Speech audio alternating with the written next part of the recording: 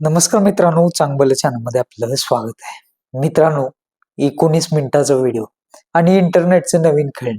गेल्या काही दिवसापासून सोशल मीडियावर एकच गोष्टीवर नाचते, म्हणजे 19 मिनिट 19 मिनिट. व्हिडिओपेक्षा त्याचे मीम्स जास्त फिरतायत आणि कपल कोण कुणालाच माहित नाही. लोक रॅन्डम क्रिएटर्सना टॅग करून म्हणत आहेत, हीच असेल ती मुलगी, हाच तो मुलगा वाटतोय. लोकांची कॉन्फिडन्स लेवल 0 नॉलेज, 100% चुकीची माहिती दिली जाते. या गोंधळामध्ये एका इनोसंट इन्फ्लुएन्सर स्वीट जन्नतच्या कमेंट सेक्शन मध्ये फटाकेच फुटले. 19 मिनिट 19 मिनिट. ती शेवटी म्हणाली, भाऊ आधी मला नीट बघा, मग त्या मुलीला बघा, काहीही माझ्यावर टाकू नका.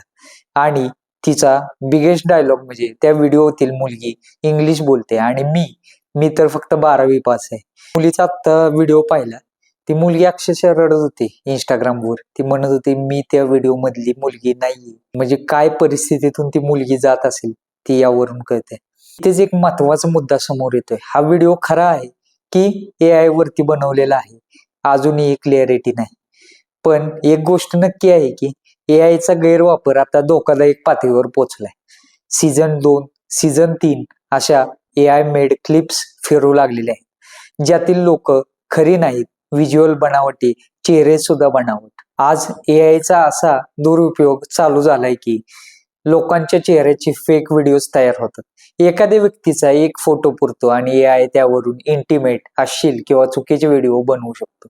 निर्दोष लोकांना मग स्पष्टीकरण द्यावं लागतं, जसं स्वीट जन्नतला द्यावं लागलं.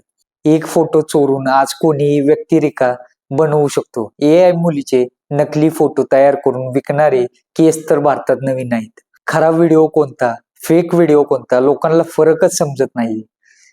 पैसा कमवण्यासाठी फेक व्हिज्युअल्स काही लोक AI कंटेंट बनवून पैसे कमवतात. वास्तविक व्यक्तीला न कळत तिची प्रतिमा वापरतात. हा गुन्हा आहे. 19 मिनिटाचा व्हिडिओ खरा असो का नसो, पण या ट्रेंड मधून एकच भीती समोर आलेली आहे.